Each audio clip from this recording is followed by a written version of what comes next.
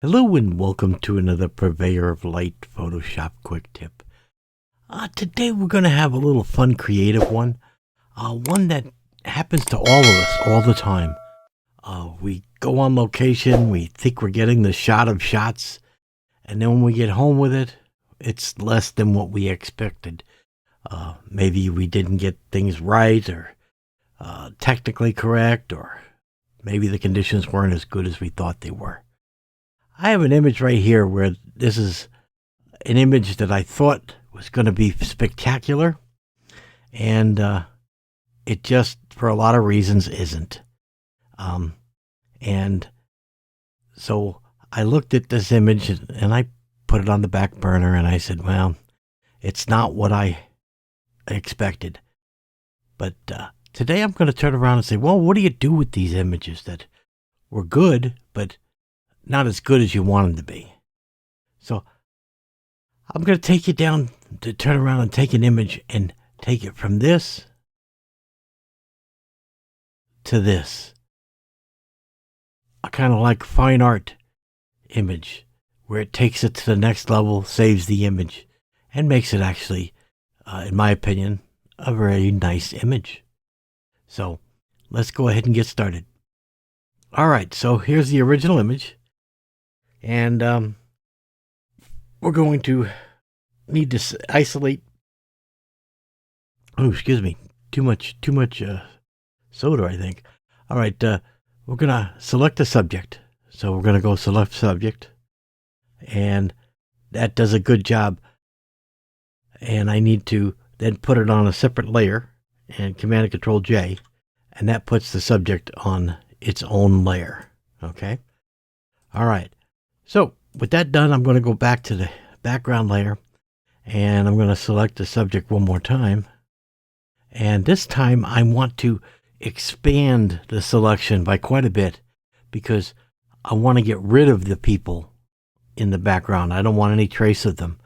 And so I'm going to go up to select and then modify and then expand. Okay. And like I said, I'm going to expand quite a bit. Maybe we'll try 38 pixels here. You may have to try it a few times till you find out what's a good working expansion. So 30 pixels it is for me.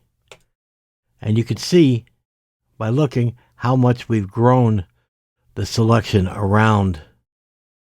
And that's exactly what we want. Okay, we want to make sure that every square inch of the people are out of the image. Okay, so now that we have that done, I need to get rid of them. All right, and so we're gonna try generative fill, and we'll click that, and we'll just leave it blank, and we'll see how that works. And hit generate. Now that this generative fill is in the regular version of Photoshop, it's here for everybody to use, so you don't need to use the beta anymore. Okay, and that did a pretty nice job. Okay, I can look at the other ones to see which I like better. There's the second one. There's the third one. Which one do I like? I think I like the second one the best. So that's what I'm going to take. And so now we have the people gone. Now I'm going to take and highlight the last two layers. Okay, the generative fill layer and the background. Then I'm going to right click and I'm going to go merge visible layers. Okay, and so now we have this on one layer as the background, and then of course we have the people still here. All right, so now we're going to take the background and we're going to do a path blur. All right, so we're going to go up to filter and then blur gallery, and then I want you to go to path blur. Okay, a lot of people don't use path blur, but boy, sure, I do love it. So we'll go to path blur, and then we get this little arrow. And what this does is it actually allows us to change the direction of the blur. Okay, how we want it to have it blurred. So you can move it over here. You could move it up this way. Okay, however you want to have the direction of the blur. There's no right or wrong answer.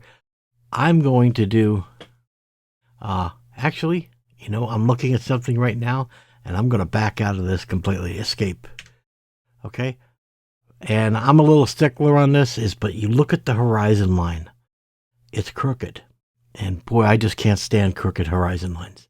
So I'm going to use the crop tool real quick, and I am going to then go up here to straighten, select it, and now I'm just going to draw out from the horizon line and just correct it. I know it's my ACD, but I got to have a straight horizon line. Okay, so now we've corrected that. Looks much better. Okay, if we turned around and, did the before and after, we would know we've done a great job. All right, so back to work. Now we're going to go back in and we're going to do the blur. Like I said, we're going to go to path blur. All right. And now again, where the arrow is where we're going to have it. Okay, so I can stretch this out and I can move the direction of the blur.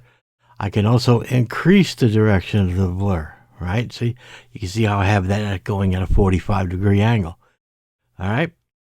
And for this one here, I'm going to actually keep it pretty much in line with the horizon. And how much speed should I answer to this? It's going to be personal taste, but I'm going to take it up quite a bit. Okay, I'm going to take it up quite a bit. And it gives me that ethereal look. Look what it does. It's silky out the water. And that makes a beautiful effect, in my opinion. All right, so we're going to come up here at top. Before we hit OK, we're going to hit high quality. Okay, and that's going to force it to do the very best quality we can do on this.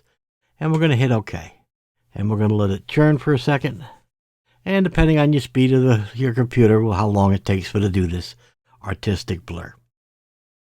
And there we are. I think that's looking fantastic. All right. And so now the simple part, bring back the subjects. And there we are. And I think we are done. So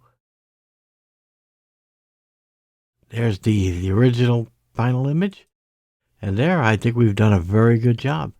And I think it's very artistic to turn around and take it from this to this. So if I come up here into history and come back to the open, you can see this is what we started with. And you can say, wow, quite a difference. All right. And then we can come down to what we've done, and we've wound up with this.